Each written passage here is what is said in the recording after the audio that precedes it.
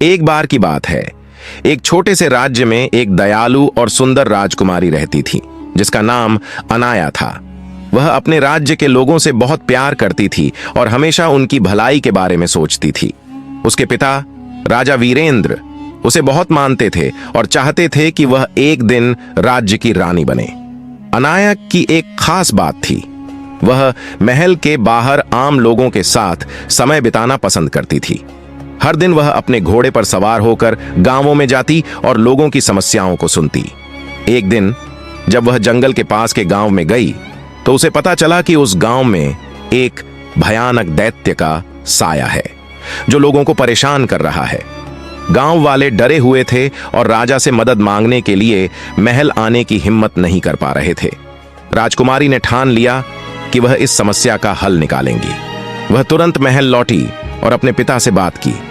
राजा ने सेना को तैयार करने का आदेश दिया, लेकिन राजकुमारी ने कहा, पिताजी, यह लड़ाई केवल ताकत से नहीं, बुद्धि से जीती जाएगी। मुझे मौका दीजिए, मैं खुद इस दैत्य से बात करूंगी। राजा को अपनी बेटी पर गर्व हुआ, लेकिन उन्हें चिंता भी थी। उन्होंने अनाया को सावधान रहने की हिदायत दी। अगले दिन राजकुमारी अकेली उस दैत्य से मिलने जंगल के अंदर गई। वह निडर होकर उसके पास पहुंची और बोली, तुम क्यों इन निर्दोष लोगों को परेशान कर रहे हो? क्या तुम्हारी कोई इच्छा है जिसे पूरा नहीं किया गया? दैत्य ने उसकी साहसिकता और करुणा को देखकर बताया कि वह एक श्रापित योद्धा है जिसे एक रानी ने अपने अभिमान के कारण श्राप दिया था। जब तक उसे सच्चे दिल से कोई माफी नहीं देगा तब तक वह दैत्य ही रहेगा। राजकुमारी अनाया ने उसकी कहानी सुनी और कहा, तुम्हारे साथ अन्याय हुआ है, मैं तुम्हें माफ करती हूं, क्योंकि सच्चाई और अच्छाई की जीत हमेशा होती है।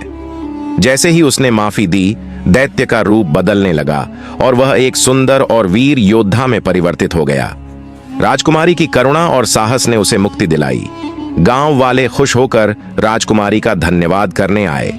उस दिन से वह योद्धा और राजकुमारी अनाया के बीच एक गहरा मित्रता का बंधन बन गया और वह राज्य का सुरक्षा प्रमुख बनकर सभी की रक्षा करने लगा।